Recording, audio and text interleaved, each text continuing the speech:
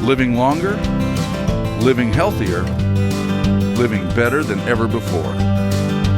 Welcome to Mountain Pacific's Healthy Living for Life, a weekly series that gives you the information, education, and expert insight you need to become an active participant in today's ever-changing healthcare climate. Here now is today's program host. More than 34 million Americans, or about 10% of our population, have diabetes. About triple that, however, or 1 in 3 people have pre-diabetes, and many of them don't even know it. Welcome to Healthy Living for Life, a show dedicated to helping you do just that. I'm your host, Beth Brown. Today we're talking about the good news of pre-diabetes, that you can stop it from becoming diabetes. We'll learn all about pre-diabetes right after this. When I found out it was diabetes, my first thought was, Barb, you need help. You have to take control of this. There is help. My doctor gave me a phone number. I called and signed up with a diabetes educator. There is help. I have to put blinders on when I walk past the bakery counter. I can feel my blood sugar go up. You succeed a little at a time. If you have diabetes, help is available. You do not have to do it alone. Ask your doctor about diabetes education or visit montana211.org. I had a terrible fall in December, and I put a hole in my wall. I hit it with my head, and it really, really scared me. The Stepping On program gave me confidence. We had a physical therapist come. He gave me specific exercises to strengthen my legs. I think that a lot of people in Montana need to take this program. We all think that we get to a certain age, you hit 60, and we expect to fall. You don't have to. Final call from like 566. Hello, gentlemen. May I see your Montana Real IDs? IDs? Why, I'm Captain Meriwether Lewis. And I'm Captain William Clark. Hang on, I see more than one William Clark. It's the real me, I promise. Discover more at mtrealid.gov. Available now. Montana Real ID. It's the real me. And me. I've been shooting since I was young. It's something I've always enjoyed. I wasn't feeling like myself, but my friend noticed. He asked if he could hold onto my guns temporarily. At first, I was a little shocked, but then I agreed. I think he saved my life that day.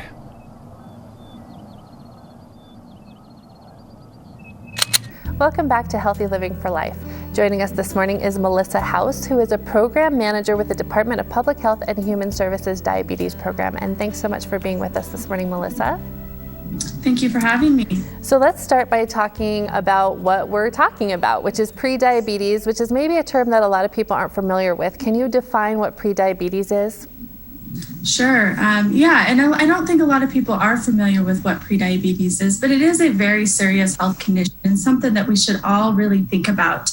Really what prediabetes is when your blood sugar levels are elevated. They're higher than normal, but they're not high enough to actually be diagnosed as having type 2 diabetes. People who have prediabetes are also at risk for developing heart disease or stroke. But one of the good news about having prediabetes is it can be delayed or prevented. So it's not something that, we need to consider, I have diabetes now, what am I going to do? That with a lot of lifestyle choices and a lot of moderation and things that we do, we can prevent or delay it. So although a very serious condition, it is something that we have a lot of opportunity to improve. Okay, can you talk about what puts a person at risk of developing prediabetes? Sure, there's several different risk factors, age being one of them. Although that we are seeing age is not kind of the number one predictor that we're seeing today. Typically, we see it in those being over the age of 45, but we are starting to see younger cases of prediabetes. Being overweight, physical inactivity, women who have had gestational diabetes are also at a higher risk for developing prediabetes and type 2. A family history of type 2 diabetes, so a parent, a brother, a sister, can also increase your risk. And then having other risk factors such as high blood pressure, high cholesterol, a history of stroke, And then, of course, people of certain ethnic backgrounds, African American, Alaska Native American, Indian, Hispanic, Native Hawaiian, or Pacific Islander, having those kind of genetic factors all put you at increased risk for developing prediabetes and type 2 diabetes. How does someone know if he or she has prediabetes? Are there symptoms to look out for? That's kind of the catcher that we see with prediabetes. There's typically no signs or symptoms. About 8 out of 10 adults with prediabetes actually don't know they have it. And that's why it can become so serious. Most of the time, people just don't know. There's no early signs or symptoms. When people do start seeing signs and symptoms, typically they have progressed into type 2 diabetes. So it is important that you're talking with your doctor and you're really working with a provider to see and hopefully catch that early as people, any individual that may have a risk factor for developing prediabetes, that they're really staying on top of that because a lot of people just don't know that they have it. So how is prediabetes diagnosed then? And so there's a couple of different ways. They all involve lab tests. There's actually 3 different lab tests that an individual can get. An A1C test, which measures your average blood glucose level over about the past 3 months. There's a fasting plasma glucose test, which just tests your fasting blood sugar level. And then an oral glucose tolerance test, which is a 2-hour test that checks your blood sugar levels before and then 2 hours after. And it involves, I'm sure a lot of people are aware, kind of that drink. It's an overly sweet drink that they have you drink. And then they do the pre and post test after that. Results indicating prediabetes include like an A1C test of 5.7 to 6.4. So that's that 3-month average. And they're looking at that percentage. A fasting blood sugar level of 100 to about 125. Typical range for that is anywhere from like 70 to 90. And then an oral glucose tolerance test of 140 to 199 glucose levels is what they're seeing. And that's typically how that's diagnosed. When they're looking for a diagnosis of prediabetes, it's typically after 2 tests. So it's not just a first one. Typically, the doctor, if they see some elevated results, they'll have you come back in and do a follow-up test before actually making that diagnosis. Okay. And you talked about this a little bit before, but you can stop prediabetes from progressing to diabetes? You can delay it. It's not always preventable in everyone, but there are things that you can do to delay. And in some people, prediabetes will not move forward and progress to type 2 diabetes. So yes, there's absolutely things that people can do, to either delay the onset or to prevent it. Okay. And how does a person know if he or she has progressed from prediabetes to diabetes?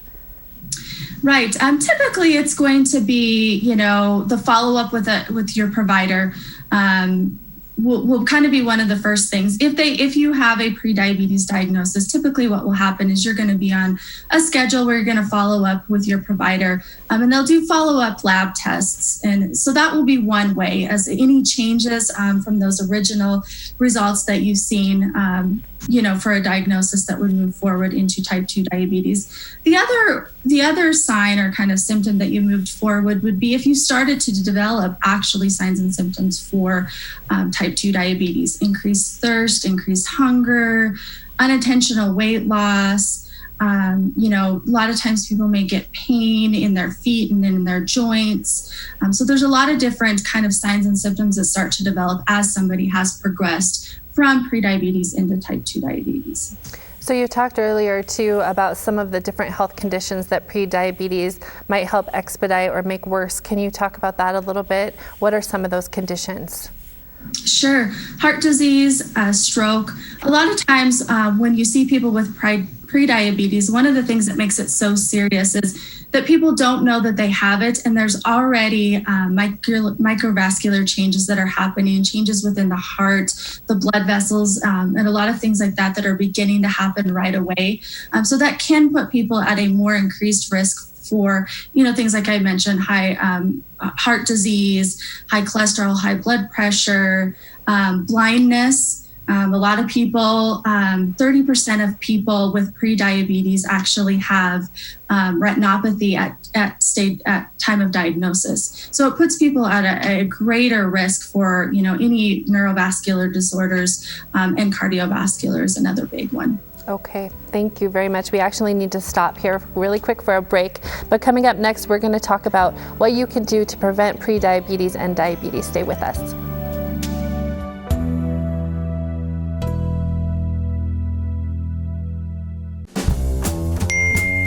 Did you just text me? I didn't want to disturb you if you were sleeping. Sleeping? I'm sitting right next to you, silly. There you are.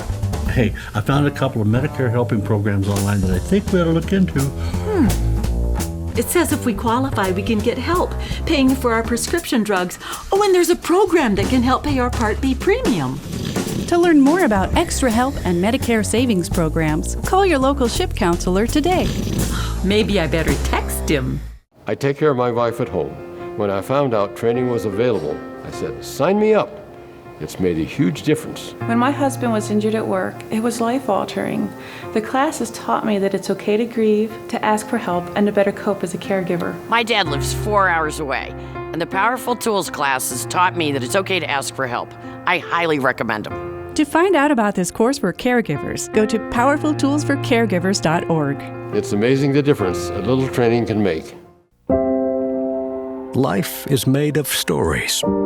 Stories that we all share. But some of us have a hard time reading due to a vision, reading, or physical disability. The Montana Talking Book Library is here to help. Call 1-800-332-3400 to learn if you qualify for this free service, because no story should go untold. As Montanans, we're independent and responsible. That's why we've done so well against COVID-19. As we open up, we have to keep it up to protect public health in the 406. We get that, and we've got this. Welcome back. We're still talking with Melissa House this morning, who is from the Department of Public Health and Human Services, and thanks for sticking around, Melissa. Now I want to talk a little bit about diet and how important what you eat is when it comes to either preventing or managing prediabetes and diabetes. Can you talk about diet a little bit? Sure. I think as with anything, when we're talking about any chronic illness, especially with diabetes and prediabetes, diet is really a key component to managing that.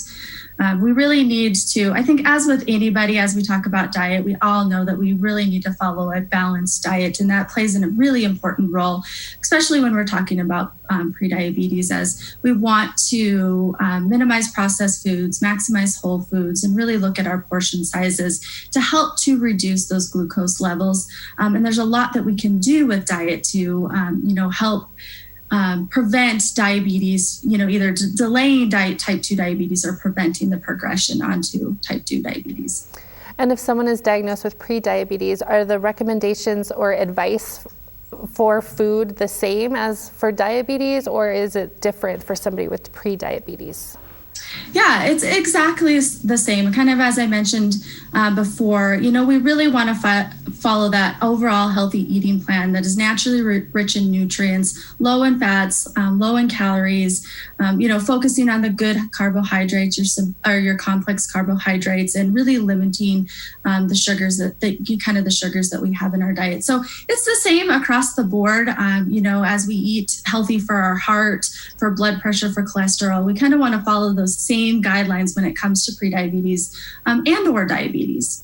Are there specific foods that you would recommend for folks who are trying to prevent prediabetes or trying to keep it from advancing to diabetes? Yeah, I think, some of the common foods that we really want to focus on are fruits and vegetables, whole grains, and really making your calories count. Choosing those healthy carbohydrates, like I mentioned, avoiding the simple carbohydrates, the processed food. Fiber, rich foods are very important. Focusing on good fats such as avocados, nuts, and really trying to balance the diet as best as possible. And, I think one of the things we talk about is we really don't want to limit what people have. It's just making the best choices possible. I think we hear about that a lot, in every chronic illness and chronic disease that we're talking about, but really making those good, positive choices on what we're eating. Are there foods that people should absolutely avoid? I think we've heard this a lot in everything. It comes up just about in everything that we talk about. But of course, saturated fats, trans fats, cholesterol, sodium. I mean, one of the risk factors for having prediabetes is developing heart disease. So following a heart healthy diet is also very important. High carbohydrate foods, the processed foods, anything that's high in sugar are also, very key and important to really look out for.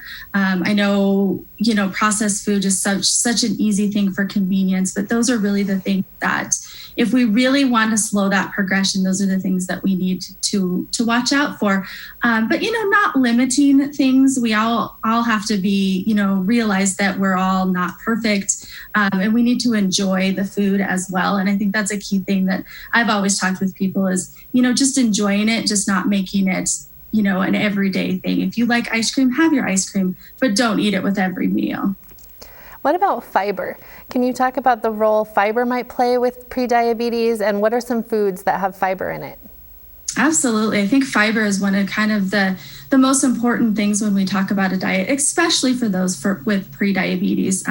Dietary fiber does kind of help moderate how your body digests foods, and it helps to control your blood sugar levels. It helps to slow how the glucose enters into the bloodstream. So it's a very important part of our diet, especially when we're trying to manage those blood glucose levels. Foods that we see that are higher in fiber, in vegetables, fruits, nuts, legumes such as beans and peas, and of course whole grains. So those are really a key staple that we want to make sure that we're including into our diets, as especially with prediabetes. And if we want to kind of avoid that progression, including that fiber is going to help to manage those glucose levels, help to keep them stable, and help to decrease a lot of other risk factors that you may be dealing with as well. And you talked about carbohydrates. Why are carbs something that someone with prediabetes may have to be careful about? Sure. As we know, carbohydrates, they break down into glucose, and they're going to have the greatest impact on our blood glucose levels. So you want to learn and really be able to calculate those carbohydrates that you're eating, things that are, the complex carbohydrates versus your simple complex carbohydrates, and how the body absorbs them, and how it turns it into glucose. When we talk about the simple carbohydrates like our candies and our, sweets and treats and things that we all enjoy, that it gets absorbed a lot faster into the bloodstream, and it's going to have a greater effect on our blood glucose levels. Those complex carbohydrates are broken down a lot differently, and they give us the energy. So they're important. They're an important piece that we all need. It's just learning how and what types and how much we need to eat. And it varies. I can say diet with people with prediabetes diabetes and diabetes in general is so individualized. Everybody is different. And so that's one important thing. I know a lot of people ask about diet and how diet is key, and they want to know the answer. What's the golden answer to help me, lose weight, lower my blood pressure? But it is a very individualized thing. And I think it's important to, talk to a dietitian, talk with your healthcare provider, and work with them to figure out, what are the best options for you, and how is it that your individual body processes the carbohydrates. Okay, great. Unfortunately, we are out of time again and need to take a quick break, but coming up next, we're going to talk about exercise and some other strategies and tips for helping prevent prediabetes and from the advancement of prediabetes. Stay with us. We'll be back in just a couple minutes.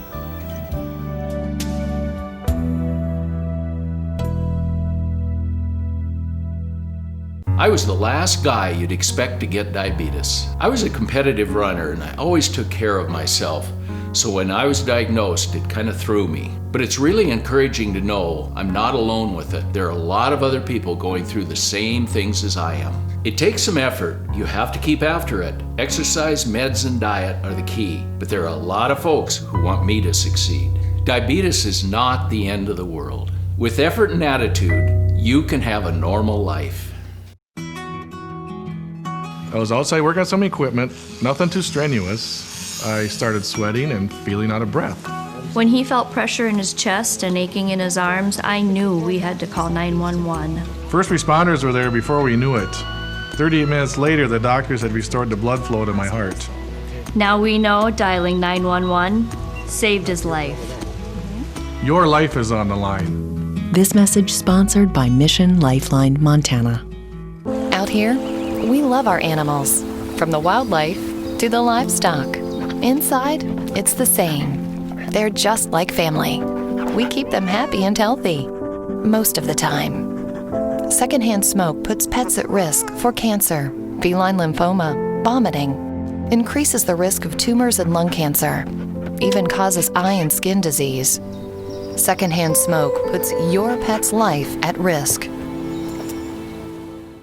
With as many as 1 in 10 Americans at risk for Alzheimer's or some other form of dementia, chances are someone you know and love will receive that diagnosis.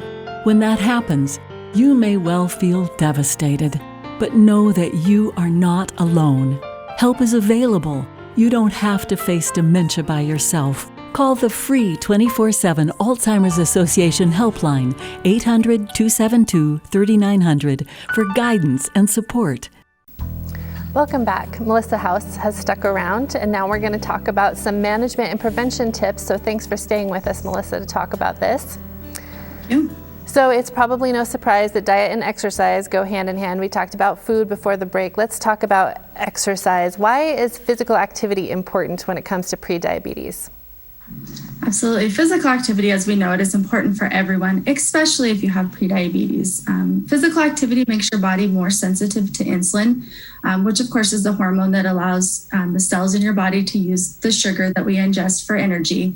And by doing this, it helps to manage your blood sugar levels, lower your risk for complications such as heart disease, and also prevent and delay the onset of type 2 diabetes. So exercise is a very important part of what we do in prediabetes management.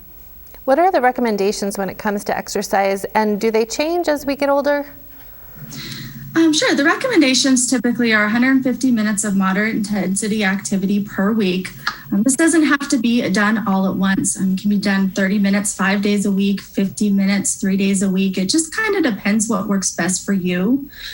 For older adults, the recommendation is still 150 minutes per week, but it's important, especially if an older adult has any other chronic illnesses or conditions, to kind of figure out what works best and what their ability is to be able to do physical activity safely. If you can't do it, they should do physical activity within their abilities. And this is important for everybody. As we know it, some physical activity is better than none, and health benefits increase with the more physical activity that we do. Are there certain exercises you would especially recommend? There's really no exercise, making sure that people are getting out there, and just doing certain types of physical or different types of physical activity is important. Of course, anything that's going to help prevent against heart disease, high blood pressure, all of those are going to play a great benefit to reducing the risk for developing type 2 diabetes, especially if you have prediabetes. So cardio, any type of cardio training, walking, getting out and doing that, resistance training, those are all important. But I think that the biggest thing is including a mix and a variety, things that people enjoy and things that people are going to stick with. So we've talked about diet, we've talked about exercise. Are we really just talking about weight loss here? Is that the most important part? It is a part of it. There have been studies, the Diabetes Prevention Program study that was done by the NIH back in 2002 said that, what they found is a 5 to 7% of weight loss decreased the risk for developing type 2 diabetes. And we know that it can delay or prevent the onset and that moving forward. So it is a piece of it, but it's not the only factor. There are people that are not overweight who can develop prediabetes. So it's not the only piece, but it is a significant portion of what we're trying to do is in reducing those risk factors and reducing the chances that you're going to develop type 2 diabetes. Okay, so in addition to diet, exercise, and then possibly weight loss, are there other tips that you would give for managing prediabetes? I think it comes down to really just trying to figure out, that overall healthy lifestyle. Managing stress is a big part of it. Stress plays a factor in a lot of what we do, increasing blood pressure. And so increasing a lot of those risk factors for prediabetes. Managing other health conditions, like I said, sleep, making sure to get plenty of sleep. And just really kind of figuring out what works best for you. Another piece of that is smoking. For those individuals that do smoke, it increases the risk of developing prediabetes or diabetes by 30 to 40% for those people that smoke. So quitting smoking, and of course, that's going to help with a lot of other risk factors such as cardiovascular disease. So it will help to reduce the risk of developing diabetes. So one component we have not talked about yet is medication. And there are medications that you might be prescribed if you are diagnosed with prediabetes. Is that right? Can you talk about those? Yes, for some people who do have prediabetes, medication may be considered. Of course, it's, talking with your doctor about that. Typically what we see is they're put on metformin therapy, and it can be found to be effective. Metformin, really what it does is it inhibits the production of glucose in the liver. And it lessens the amount of sugar that the body produces and absorbs. So that is something that individuals can be put on if they're managing with prediabetes, but it's not always the case. When it comes to trying to manage your prediabetes, how much does your health insurance plan help you get some of the services you need? Sure, and it varies. I think that one really varies by the type of coverage that individuals have. If they're, dealing with Medicaid, Medicare, or private payer commercial insurance, they're going to cover the screenings. That's typically covered for everybody, is the screenings, like your A1C testing and all of that. Of course, all of your visits with your providers, they will cover that. And then certain insurances do cover lifestyle prevention programs such as the diabetes prevention program or visits with a registered dietitian, a nutritionist. So they do cover all of those. My recommendation would be for people wanting to know what the true coverage is to reach out to their individual payers and insurance companies to see, because depending on what insurance you have, what your employer has as a part of benefits with that can vary from individual to individual. Okay, we're almost out of time. Really quickly, closing thoughts on what folks could do at home. I think there's a lot of things that people can do, but it all falls down to really trying to achieve a healthy lifestyle. Trying not to take on too much at once. Managing, working with your healthcare provider, working with your healthcare provider team, which includes a dietitian, a diabetes care and education specialist, lifestyle coaches who are part and delivering the diabetes prevention programs, finding that team, finding that support system, and really working to take small steps. I think that's where people fail, is we try and take on everything at once. Prediabetes is something that can be very, very serious, but I think it's important just to take it one step at a time. Look for those small successes, and you can achieve those great outcomes and reach your goals. Very good advice, Melissa. Thank you so much. Thank you. Thank you for having me. It's our pleasure. And thank you so much for tuning in this morning. We hope you'll come back and watch us again next week. Until then, stay fit, stay well, and stay healthy for life with Healthy Living for Life. Have a great week. Healthy Living for Life is brought to you by Mountain Pacific Quality Health.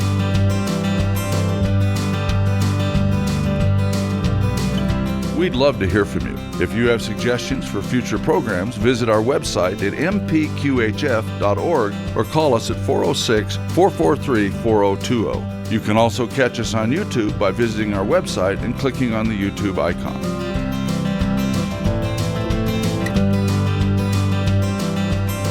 Production facilities provided by Video Express Productions.